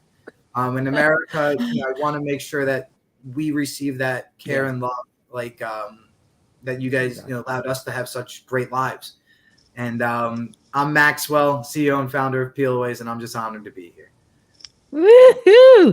I'm going to have each of you think about the finale as we're getting close to, well, I see about 11 minutes left. And you want to tell maybe something that you're working on, contact information. Just someone might be just listening to this. And so it's okay if you want to spell something out. I didn't know I was going to do this, but I challenged my husband that we should collaborate on a book because he's in a different realm, but he's had to, work on understanding what I'm about, having been a hired caregiver. And so he came up with part of the title, which I'll keep under wraps for now.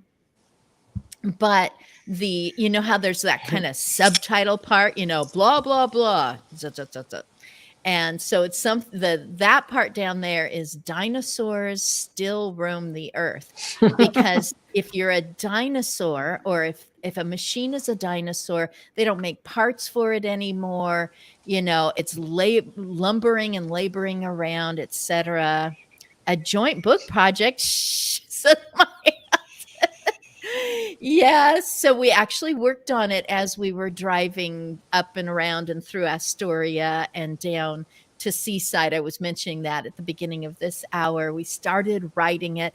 We were just shooting information back and forth. It's almost become, in my mind, that it's his perspective versus my perspective, or so it might be one of those duke it out kind of books, which I think is really energizing, that you would go, I really agree with Scott on this one, because my personality type or whatever. But it is generally about aging. I'll just leave it at that. It's generally about aging and the things that are about that. But the dinosaurs, it's like, yeah, they're extinct now, but did they rule the earth, for a long time? And just kind of, I'm 63 now. So, am I a dinosaur? Am I dominating as a dinosaur? Am I stuck in the tar pits and I can't get my little whatever kind of legs they have? It's just an interesting way to go. So that's new. Russ, were you the one? So I'm going to go to Russ first. Russ, were you the one that said, Christine, your word for the year 2023 is publish? Did you that was put the that out to me when I was on your talk time with what's her name? Liz. We were on Opera Adventure with Liz. Yeah. We were talking about your yet to be published book. And then we came up with the fact that you needed to publish. So still working on it. It's March. Oh my goodness. I can't believe it. It's hard to imagine. Get it together. I'll start with Russ. Russ, what do you want people to know about you, and how can they maybe know more? Well, as always, please connect with me on LinkedIn. I'd love to engage and connect. And also, if you want to have a brief call about, marketing or media or live streaming or anything like that I've been involved in, you can always book russ.com and schedule a time to have a conversation. More than happy to connect and have a conversation with you. And one of the things that I want to mention as a result of this conversation today, Christine, is the fact that, we're all here. We're helping in the caregiving space, but also we probably have family. I moved away from Houston and away from my children to be with my parents at this point in time. And it was by their recommendation that I come here and take care of them and be with them and support them.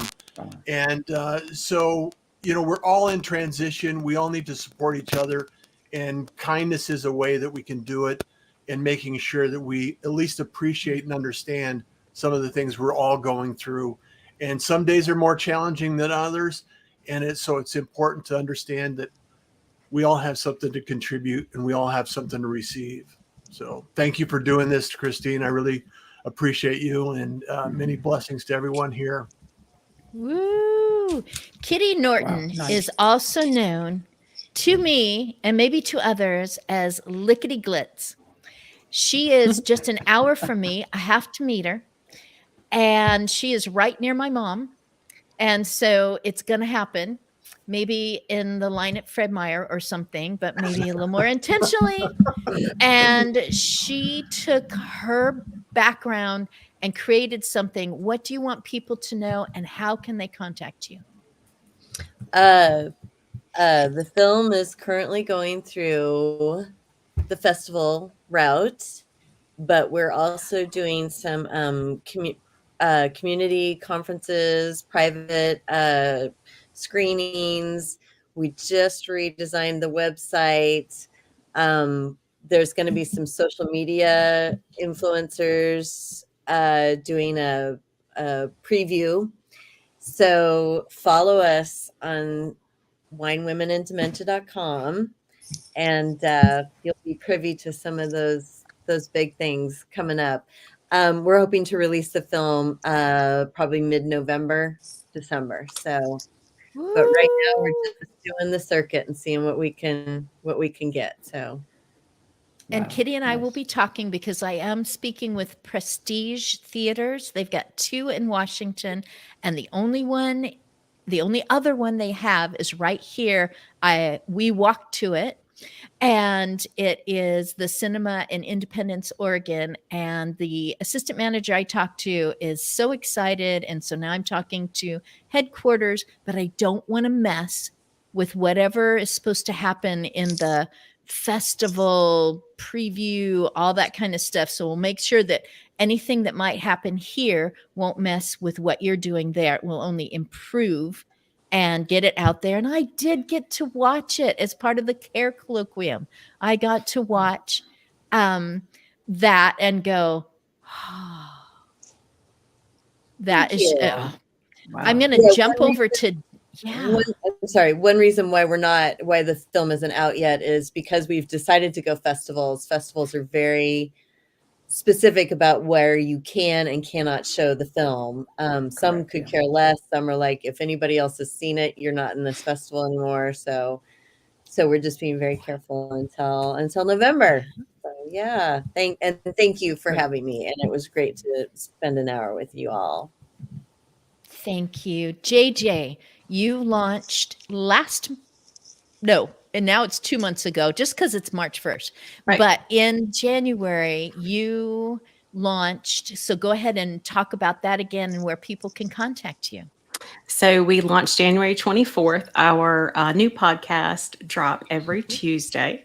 And you can find us on all the social media platforms. So we're out there, myself and the sisters.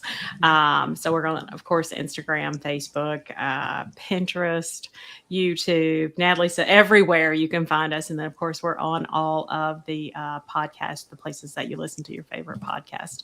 But we also have, because we don't have enough things to do, we also have a new project that we're starting. So what's coming down the pike with the sisters? We have a group that we're opening on Facebook, and it's called Sisterhood of Care, which was our original, that's our parent company that we started. And it's called the Sisterhood of Care Community. We'll be putting more information out on our Facebook page and then pushing it out with our newsletter. But our Confessions of a Reluctant Caregiver, our goal is always to educate, relate, inspire, and laugh. And our background, we all have different hearts, where we believe. That was why we were put here, is to really serve. And the Sisterhood of Care, our goal with it is to relate, educate, inspire, and to serve. And so what we want to do is build a community that not only offers the resources, because everybody wants to make sure resources are out there, because Maxwell, I did not know about that. And we need to talk. I'm like, that is a great resource. Yeah. I could have used that. But we also want to put caregivers together because we can help one another. We're all tired, but we also can help one another. And if you didn't see mine and Natalie's our experience into respite care, because we're the long-term caregivers, where we stepped in with our mom and we're like, okay, we're here to do respite. We felt like those people on the home makeover show, Ty Pennington, because we showed up as kind of a surprise for Emily to say, okay, we're going to do respite for a week.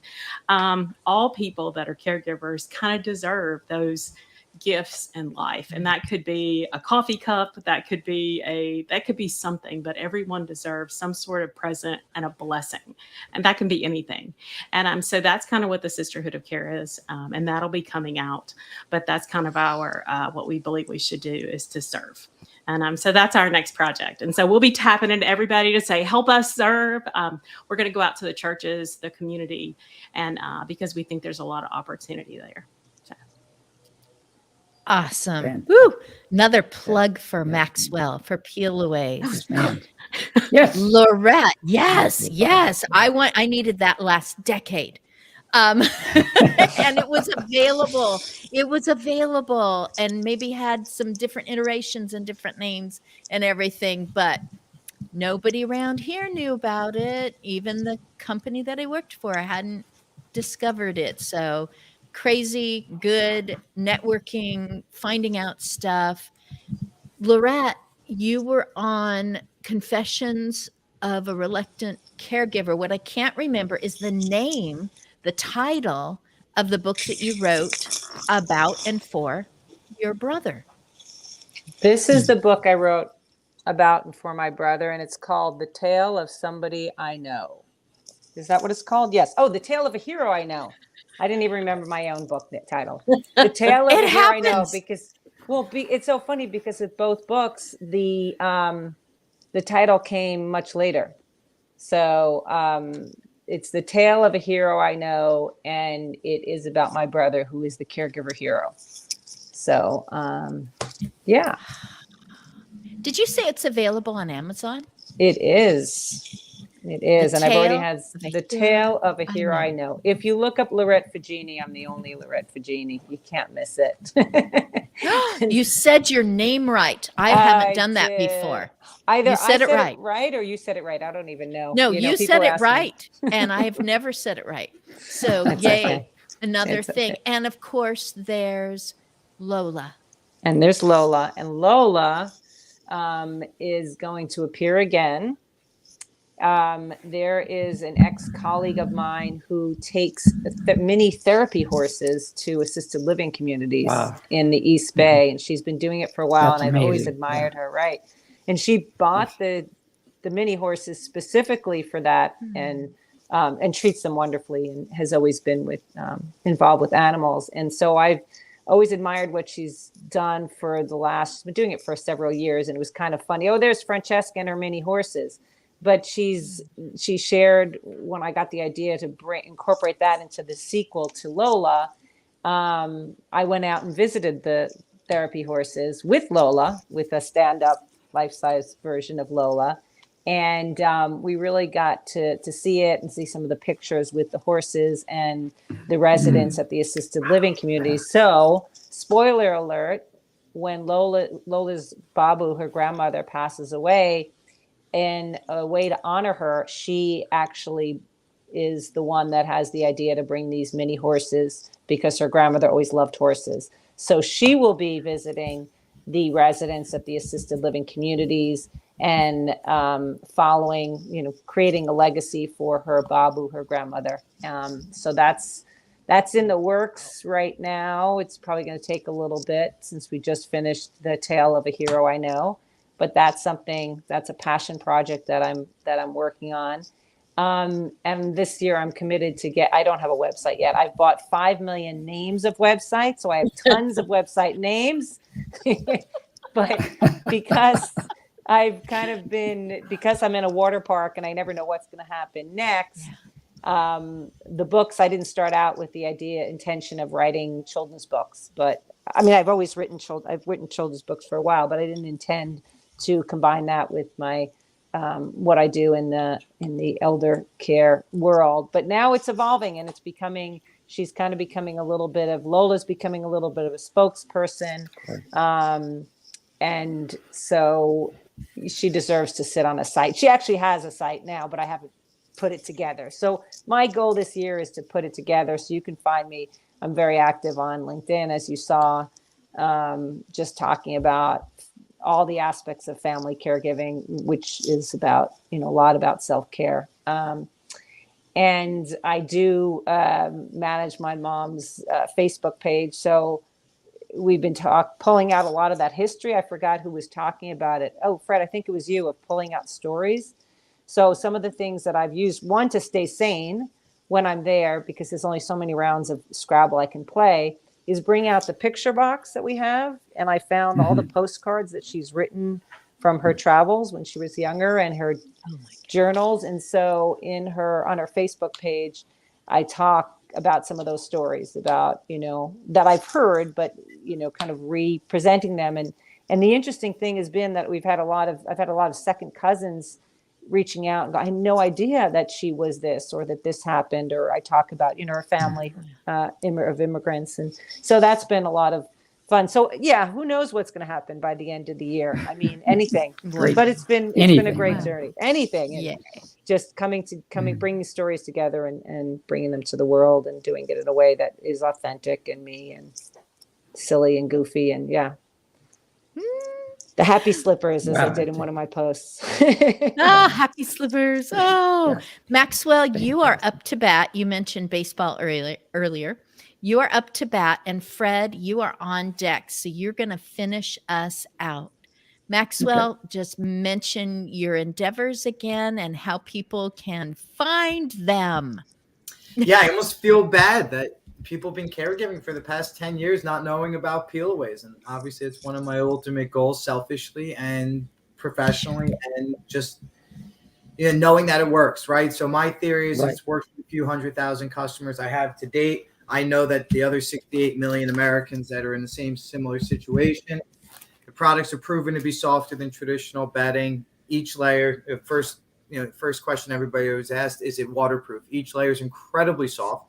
Imagine like a giant dry baby wipe with a laminate that's breathable. So it's better on the patient's skin as well.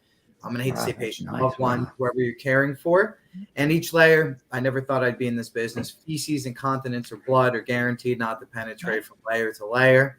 And then that mesh you simply just throw out. It's called Peel-Aways. You can find us on peelaways.com, and you can find us all across Amazon. It became a need for this community, and we're working to just let everybody know that we exist and that we're here to help. That's probably the best part of the business, where it's not a gimmick, it's not a holiday present, it's here to help. And it becomes part of your lifestyle. And I'm just proud to be there every day. Because I guarantee once you start using it, and me personally, you'll be like, that Maxwell, I remember. So good or bad or good, I appreciate being part of this group and part of all of your journeys if you end up using the product. And I truthfully, hopefully help. It helps with your mental, your physical, and the person for your caring strength. Something as simple as a disposable peel-away bed sheet. It's kinder to the person who's lying there, and it's kinder to the person who's having to fiddle faddle and positioning and whoop, and then position whoop, and it's gone, and nobody has to think about it, and we're back to just being two people again.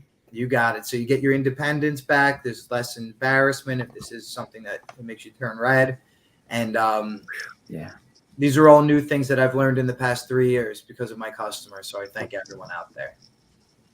Okay. Let me know when the pillowcases come out too. You got the prototype on my pillow. Okay. Fred, you are giving us the closing, the benediction. You are singing the final song. What do you want people to know about you, how to contact you? And thank you, everyone, for coming today. So, Fred, you're on, and then we'll wave. Okay, thanks. Good. Thanks, everybody. Man, what an honor this has been. Maxwell, first of all, what's your last name? My name is Maxwell Cohen, Cohen. No. C-O-H-E-N. Hey, listen, such a deal. Don't worry. We got it all made. It's okay, right? Listen, everybody's been fantastic. Lorette, you mentioned my grandfather was an attitude magnet. He had such a great attitude. People would just gather around him. And you mentioned postcards and the memorabilia. I have out on Ancestry a postcard that my grandfather wrote his to-be wife from Mogollon, New Mexico. It's a gold mining town in New Mexico, and he was up there prospecting for gold. And it's a postcard that he sent to his to-be wife. Oh, and it's just, those things are incredible. Yeah. Incredible. Attitude to me is the most important thing that you can share. Positive attitude is the most important thing you can share with other people because it builds them up. And I think everybody's talked about either caregivers or being a caregiver. Boy, you caregivers, I'm telling you, it is a tough deal. And Maxwell, what you've done, what you've invented is a boon, not only to the people that need it, but to the ones that give the care. Oh, what a blessing it is to those guys. Anything you do, I don't care if it's finances, relationships, safety, faith, leadership, attitude is paramount. Of course, one of my favorite friends was Zig Ziglar, and he always said, a positive attitude won't let you do everything, but it will let you do everything better than a negative attitude. You can reach me on LinkedIn or at my email address, fkenley@aol.com. And you guys have been phenomenal. And I don't want to keep anything like I know you're overdue, but you guys have been phenomenal. You bring so much to the table. Christine, this ought to be a 12-hour session. There's so much to share. So much. Hey, Fred, how do you spell your last name? Because I'm looking at this on my phone and my aging eyes still can't see it. K-I, it's an I. E is in Edward. N is in Nancy. L is in love. E is in Edward. Got it. Thank you. Okay.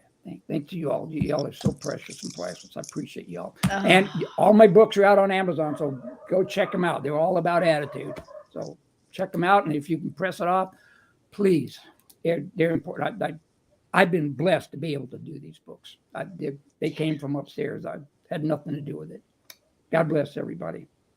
Oh, hugs all around. Thank you. Great. Happy March. Thank you. Happy March.